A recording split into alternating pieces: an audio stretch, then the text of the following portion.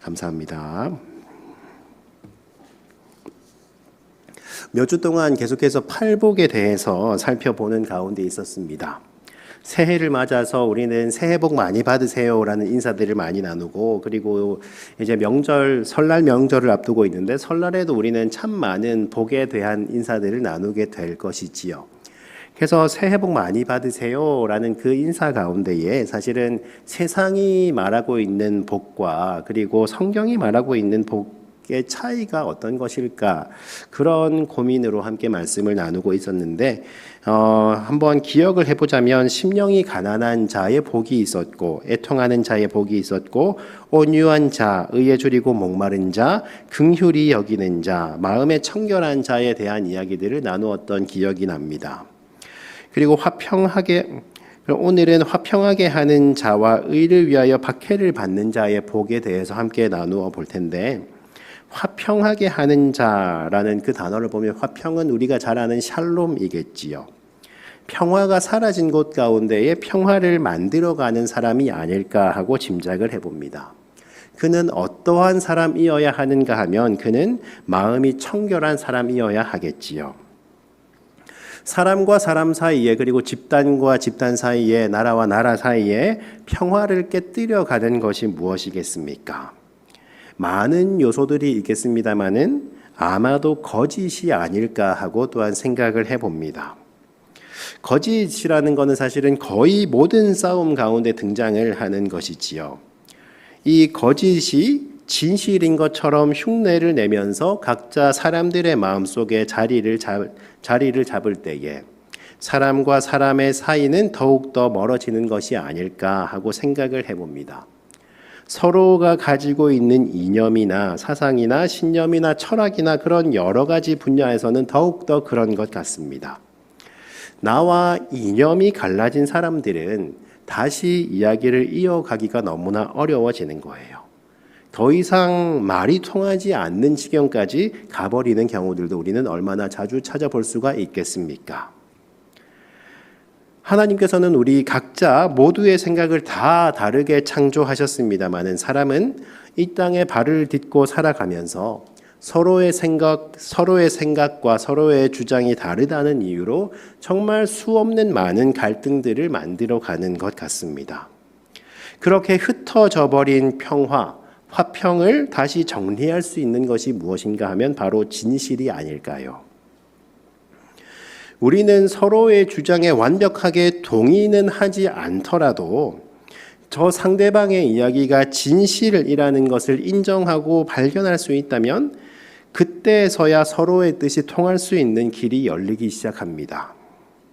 마음이 청결한 사람은 그 가운데 진실함을 간직하고 분쟁과 반목과 갈등이 가득한 이 땅 가운데 평화를 만들어 갈 수 있는 길을 열어가는 사람들이지요. 우리 그리스도인들이 그러한 자가 될 수 있기를 바랍니다. 우리 그리스도인들은 모두가 화평하게 하는 자가 되어야만 하는 것이지요. 왜냐하면 우리 안에는 진리가 있기 때문인데, 우리 안에 진리가 있다는 것, 사실은 어떻게 우리 안에 진리가 있을 수가 있겠습니까? 우리 안에 진리이신 주님이 계시기 때문에 그렇게 되어가는 것이겠지요. 진리는 거짓을 이기고 그리고 죄악을 이겨낼 수 있는 힘이 있습니다. 화평하게 하는 자의 역할이 무엇인가 하면 형제와 가족과 이웃들, 그리고 심지어는 원수들과도 화목하게 지낼 수 있는 자들이지요. 할 수 있는 한 모든 이들과 더불어 화목하려고 합니다. 주님의 말씀을 따라 살아가는 것이지요. 화목과 화평과 화해야말로 바로 하나님의 일이기 때문에 그렇습니다. 우리 하나님께서는 그리스도를 통해서 이 땅의 모든 영혼들의 신분을 죄인에서 하나님의 자녀로 회복시켜 주셨습니다. 이것을 화평이라고 하고 이것을 죄인과 하나님과의 화해라고도 이야기를 하는데, 하나님과 멀어져서 죄의 원수된 자들 한 사람 한 사람을 그 가운데 하나님 안에서 화평할 수 있도록 만들어 주신 것이지요. 이 화평에 대한 방법, 이 평화를 이루어가는 방법 여러 가지가 있겠습니다만 그 가운데 하나가 무엇인가 하면 바로 나누는 것이 아닐까 하고 생각을 해봅니다. 다른 사람의 배고픈 사정을 헤아릴 수 있는 사람은 그제서야 나의 것을 나누어 줄 수가 있는 것이겠지요. 초대교회에서도 그러했지 않습니까? 초대교회 성도들은 배가 고파도 가난한 이들을 기다리면서 함께 음식을 먹곤 했습니다. 그리고 누군가에게 필요한 것이 생긴다면 모두가 물건을 통용하여서 그 필요를 채워줌으로 인하여서 그 안에는 가난한 자가 없었노라 하는 말씀도 있었지요. 화평의 전제는 남의 것을 욕심내지 않는 것을 전제로 하고 있는 것 같습니다.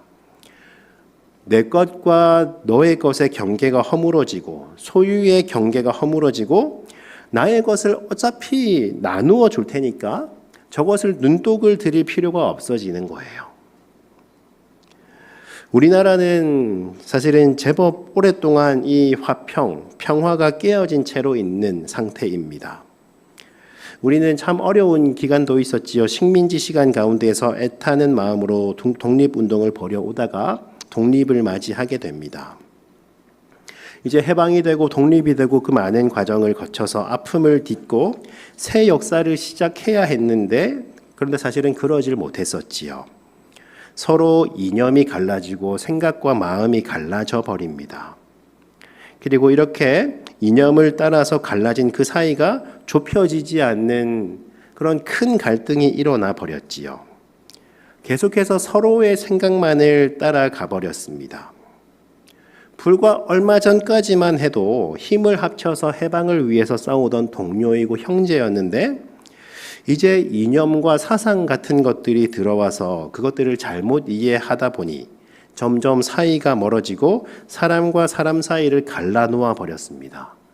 그래서 있어서는 안 되는 정말 비극이 일어났지요. 서로 형제를 향해서 총칼을 겨누는 동족 상잔의 비극이 이 땅 가운데 있었지 않습니까? 사실은 시간이 많이 지났습니다마는 이 갈등이 아직도 해결되지 못하고 아직도 우리는 여전히 분단의 아픔을 간직하고 있지요. 분단에 이어서 사실은 요즘에는 사상 유례가 없는 여러 가지 분야에서 이 나라는 갈등으로 신음하고 있습니다. 누군가는 이 갈등을 마치기 위해서는 전쟁까지도 불사해야 한다라고 주장을 하기도 합니다. 남과 북으로 갈라져 있는 이 나라가 지금은 어떻습니까? 정말 여러 가지로 차이를 낼 수 있는 모든 분야에서 다 갈라져 버리고 갈등하려고 하는 것 같아요. 남과 여로 그리고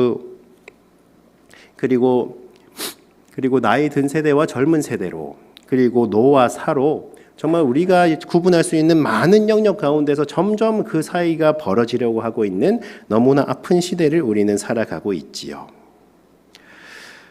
전쟁이라는 어떤 극한 상황으로 어느 한쪽이 승리하였다 할지라도 그 방법으로는 사실은 휴전선까지도 없앨 수 있을지는 모르겠습니다만은 사실 그 방법으로는 진정한 화평을 이룩했다고는 할 수가 없겠지요. 가장 이상적인 방법이 무엇인가 하면 서로가 서로에게 마음을 여는 것이 아니겠습니까? 서로가 서로를 향해 진실한 마음으로 대할 수 있을 때까지 기다려 줄 수 있어야 하는 그런 너그럽고 온유한 마음이 우리 가운데는 있어야 하는 것이지요. 그렇습니다만 세상은 거기까지 기다려 주지를 않습니다. 권력과 이윤과 승리를 위해서 계속해서 경쟁하려고 하지요. 그런데 하나님의 사랑 가운데에는 이 경쟁이라는 것이 없었습니다. 몇 주 전에 목사님께서도 말씀해 주셨는데 베데스다 연못의 모습들을 상상해 보면 어떻습니까?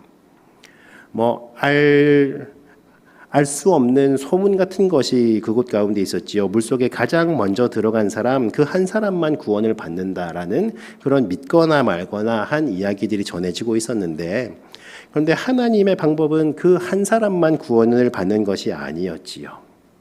모두가 다 하나님의 은혜를 경험하는 것이 바로 하나님의 뜻이었습니다. 포도원 주인의 비유도 그와 비슷했습니다. 처음 믿으나 나중에 믿으나 처음 온 사람이든 문 닫기 직전에 온 사람이든 구원의 몫은 다 같았다는 거예요. 하나님의 이 구원, 하나님의 은혜라는 것은 경쟁에서 승리한 자에게만 선포되는 어떤 화려한 면류관 같은 것이 아닙니다. 경쟁에서 이긴 자만이 떡을 독차지하는 세상의 방법을 하나님께서는 절대로 사용하지 아니하십니다. 예수님께서는 온 세상 가득히 차고도 넘쳐서 누구나 먹을 수 있는 생명의 떡으로 자신을 내어주셨지요. 마치 오병이어에서처럼 누구나 먹고도 음식이 남을 정도로 풍요로운 생명의 양식이 되어주신 분이 바로 우리 주님이셨습니다. 그런데 마귀는 이 예수님까지도 어떻게 유혹합니까? 예수님을 조롱하는데 정말로 하나님의 아들이라면 이 광야에 차고 넘치는 돌들을 가지고 떡을 만들어서 사람들에게 먹게 하라라고 유혹을 하고 있었지요. 그렇지만 하나님의 아들이신 예수님께서는 본인 스스로를 생명의 떡으로 내어주셨습니다. 생명의 떡 되신 주님께서 우리 안에 들어오신다면 우리는 그때서야 비로소 하나님이 믿어지기 시작하는 거예요. 내 안에 주님이 거하시게 되는 것입니다. 마치 음식물이 우리 안에 들어와서 우리의 몸을 이루어가고 성장시켜 나가는 것처럼 그 몸을 찢어서 우리에게 내어주신 주님께서 우리 안에 들어올 때에 우리의 부족했던 믿음은 더욱더 성장해 나가고 그렇게 우리 안에는 예수 그리스도로 가득히 채워지기 시작하는 것이지요. 몸을 찢어서 우리에게 내어주신 그 주님이 여전히 내 안에 있고 주님께서 흘려주신 그 피가 즙이 되어서 여전히 내 피로 흐르고 있음을 우리는 다시 한번 기억할 수 있기를 바랍니다. 화평하게 하는 자의 모습이 바로 그렇습니다. 자신의 모든 것 그리고 몸과 피까지도 다 내어주신 주님의 모습과 같이 화평하게 하는 자의 모습을 요약을 해보면은 나누어 주는 사람들이었습니다. 떡을 나누어야, 밥을 나누어야 화평이 시작되는 거예요. 나의 이익을 이웃들과 함께 나눌 수 있어야만 하는 것입니다. 그래서 화평으로 나아가는 길은 사실은 때로는 나에게는 손해처럼 보이는 것 같기도 합니다. 오병이어의 그 출발점이 어디였습니까? 한 소년이 있었지요. 아마 부모님께서 먹으라고 싸주신 작은 도시락이었을 텐데 이것을 혼자서 먹지 않고 예수님께로 가지고 와서 함께 나누었습니다. 그러면 흔한 세상의 방식으로는 나의 도시락을 내어놓았으니까 그 소년은 배가 고파져야 하는 게 아니겠습니까?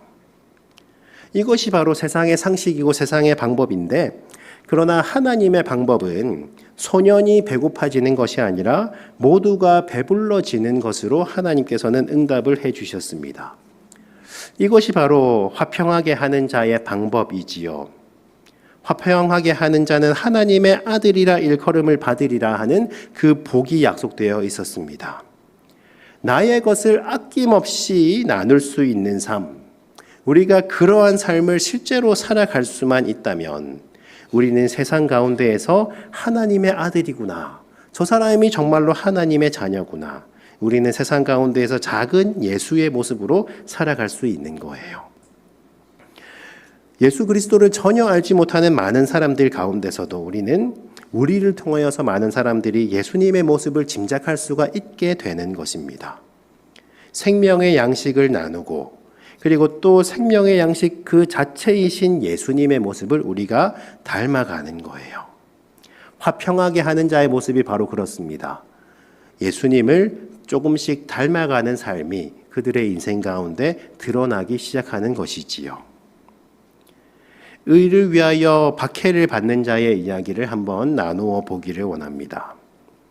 의를 위해서 박해를 받고, 사실은 요즘에는 우리 대한민국 가운데서는 박해라고 할 만한 그런 일들은 잘 일어나지 않습니다만은 의를 위하여 손해를 본 사람의 이야기로 한번 살펴보면 어떨까요?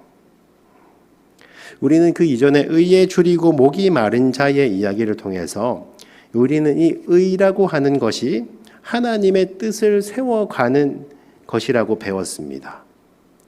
의와 반대되는 개념이 바로 불의였지요. 하나님의 뜻이 세워지지 아니하고 세상의 방법이 넘쳐나는 것을 말합니다.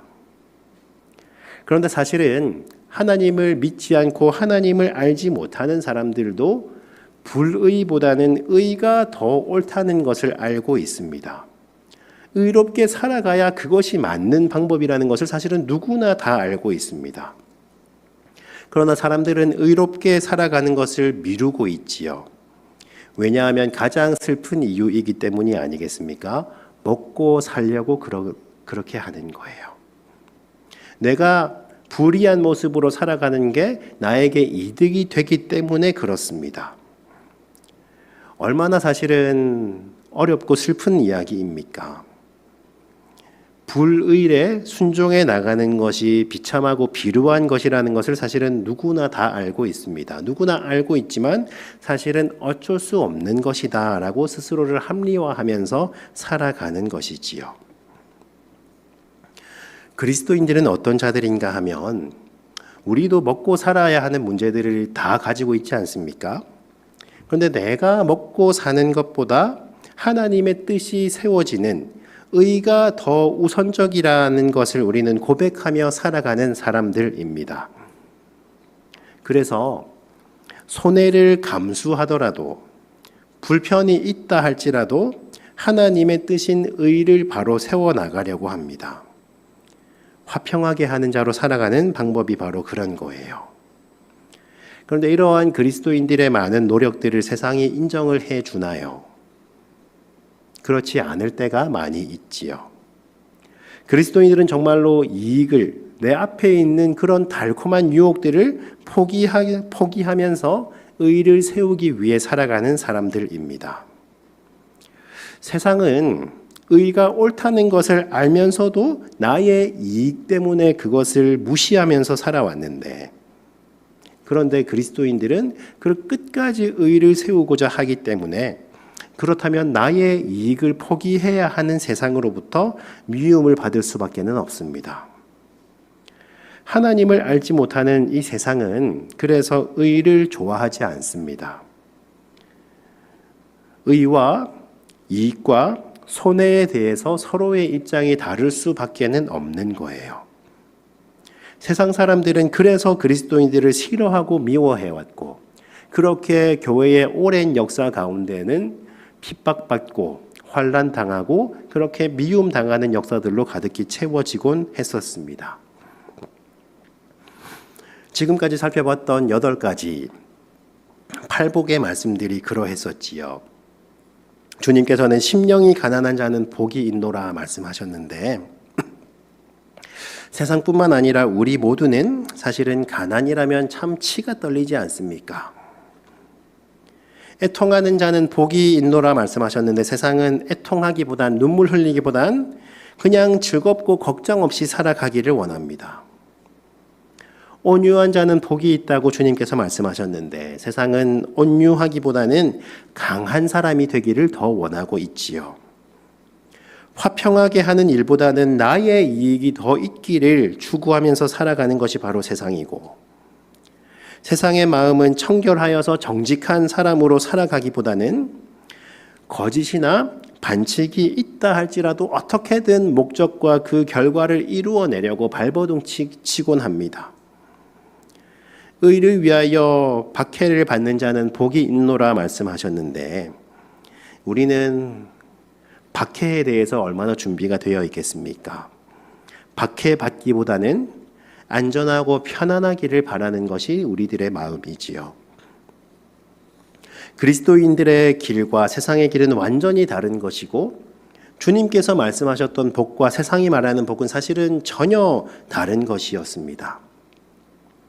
의를 위해 걸어가는 그리스도인들의 길은 정말로 좁은 길이고, 손해보는 길이고, 고생하는 길이고, 심지어는 박해당하는 길입니다.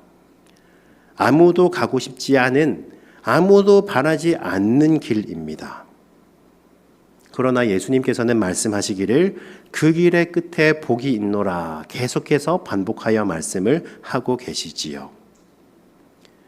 우리가 이 세상 가운데에서 진정으로 이 주님의 말씀을 믿는다면, 진정으로 의를 위한다면 우리는 핍박과 손해를 기꺼이 감수할 수 있어야만 할 줄로 믿습니다. 의를 위하여 받는 핍박이 바로 우리들의 의를 증명할 수가 있는 거예요. 예수님께서는 이러한 의인들 가운데 복이 있노라 말씀을 하시고 천국이 그들의 것이다 라고 약속을 하고 계셨습니다. 그런데 듣기에는 참 좋은 말씀이고 너무나 힘이 되는 말씀이고 우리의 어떤 피가 끓어오르는 그런 말씀이긴 합니다마는, 그런데 정말로 핍박을 받고 박해를 받고 매를 맞는데 거기에 무슨 복이 있겠습니까? 거기에 어떠한 복이 있는가 하면 정말 핍박은 잠시이지만 하나님의 축복은 영원한 것이기 때문에 그래요. 순간의 핍박을 우리는 잘 이겨내고 하나님의 영원한 축복을 지켜낼 수 있는 우리 모두가 될 수 있기를 진정으로 바라고 소망합니다. 교회가 창립된 이래로 교회의 역사라는 것은 곧 핍박의 역사였습니다. 그동안 교회가 자랑해왔던 것이 무엇인가 하면 예수님을 닮은 순교의 피를 흘린 역사를 오랫동안 교회는 자랑해왔습니다. 사실은 교회는 화려한 예배당을 자랑했던 적이 한 번도 없었습니다. 교회는 성도의 수가 많다는 것을 자랑했던 적이 한 번도 없었습니다. 사회에 끼치는 영향력이 많고 우리는 고위 관료의 수가 많다라고 자랑했던 적이 없었습니다. 교회는 신기하게도 매맞는 것을 자랑해왔고 차별당하고 심지어는 죽임당해왔던 환난의 역사를 오랫동안 자랑스러워 해왔었지요. 왜 그런가 하면 그들이 이상한 사람이라서가 아니라 예수님께서 걸어가셨던 길을 따라 걷는 것이기 때문에 그러했었습니다. 우리는 세상으로부터는 미움받더라도 우리는 주님의 길을 따라가고 있다라는 그 자부심으로 우리는 지금까지 살아왔던 거예요. 제법 오랜 시간 동안 많은 분들이 교회를 향해서 위기라는 이야기들을 많이 하시지요. 교회는 정말로 위기 상황이 맞는 것 같습니다. 많은 사람들이 말하는 위기라는 것은 성도의 수가 급격하게 줄어들고 있다고 하고 그에 따라서 교회의 어떤 전체적인 예산도 많이 줄었다고 하고 다음 세대와 젊은이들의 숫자가 급격하게 줄어들고 있다라고 이야기를 하고 있지요. 근데 사실은 그 앞에 이야기했던 많은 것들은 결과로 따라오는 것이고 교회의 근본적인 위기가 무엇인가 하면 교회는 매맞는 것을 두려워하는 것이 위기가 아닐까라고 감히 한번 생각을 해봅니다. 요즘에 교회를 향해서 많은 이야기들이 들려오고들 있지요. 우리나라 가운데에 차별금지법이 통과가 되면 어떻게 될 것인가, 그에 대한 우려가 섞인 이야기들도 많이 등장하고 있습니다. 어떤 행위가 죄라고 강단에서 선포하면 벌을 받을 수 있다라고 그렇게 걱정하기도 하고, 예수 그리스도께서 유일한 구원자라고 하면 불이익을 당할 수도 있다고 그렇게 걱정들을 많이 하고 계시지요. 그러면 어쩌나, 그런 악한 시대가 오면 어쩌나, 사실은 우리 모두는 다 두려워하고 우리는 걱정하고 있는 가운데 있습니다. 그런데 하나님의 그 올바른 말씀을 선포하다가 욕을 먹고 손해를 본다면 핍박과 박해를 당하는 일이 일어나게 된다면 그것은 교회의 영광이고 자랑이라는 거예요. 11절 말씀 가운데 이렇게 기록되어 있지요. 나로 말미암아 너희를 욕하고 박해하고 거짓으로 너희를 거슬러 모든 악한 말을 할 때에는 너희에게 복이 있나니. 12절 상반절까지 말씀은 이렇게 이어집니다. 기뻐하고 즐거워하라. 하늘에서 너희의 상이 큼이라.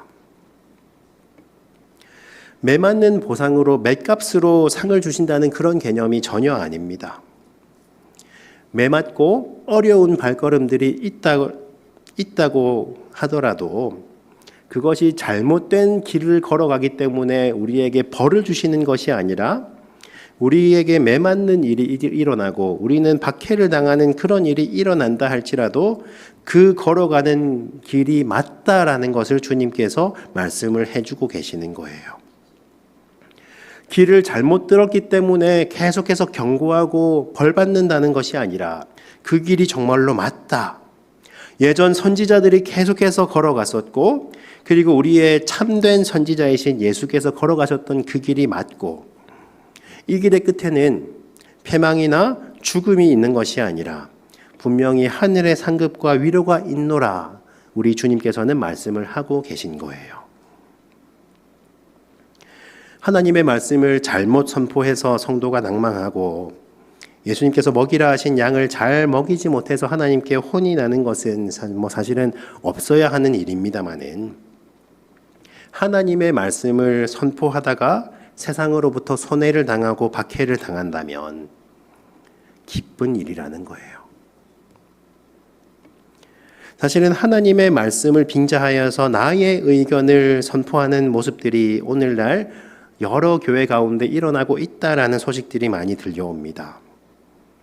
그러한 것이 사실은 교회의 위기의 근본입니다. 이제까지는 한 번도 자랑해 본 적이 없던 화려한 예배당을 자랑하기 시작하는 것이 사실은 교회의 큰 위기입니다.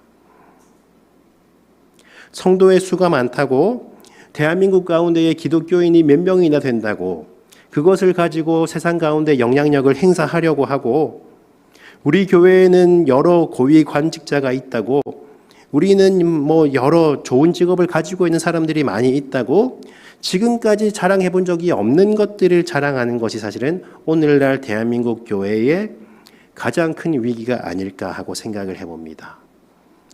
오늘날의 교회를, 훗날의 교회 역사는 사실은 어떻게 평가할지 너무나 두렵습니다.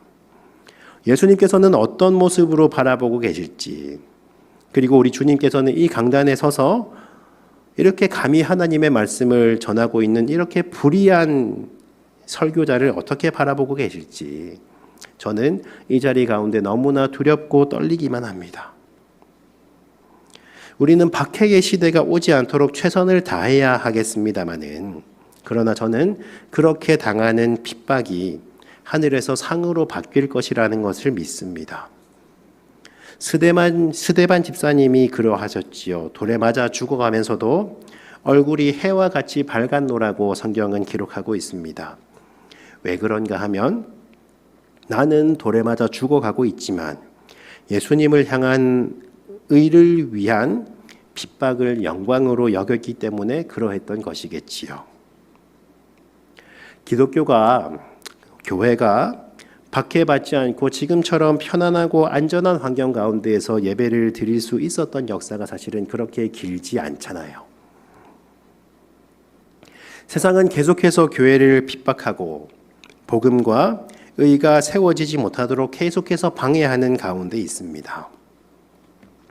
그런데 우리의 근현대사, 한국 교회의 근현대사만 살펴본다 할지라도 그렇게 예배를 방해하고 때리고 하면은 예배를 안 드릴 줄 알았는데, 근데 우리의 신앙의 선배들은 맞으면서 예배를 드려왔던 거예요. 총칼을 들이밀면 이제는 정말 예배를 안 드릴 줄 알았는데, 그런데 우리 사랑하는 교우들이 죽어가는 것을 보면서도 예배를 드립니다.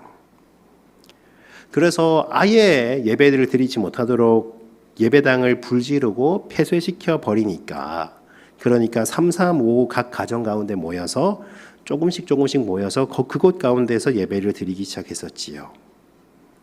2000년 동안 이러한 방해가 계속되고 있었습니다마는 세상의 악은 절대로 교회를 이겨낼 수 없었습니다. 우리들은 죽더라도 부활이 있다는 것을 알고 있었기 때문에 우리에게 지금 다가오고 있는 환난과 핍박을 전혀 두려워하지 않았던 거예요. 교회의 정체성이 바로 여기에 있습니다.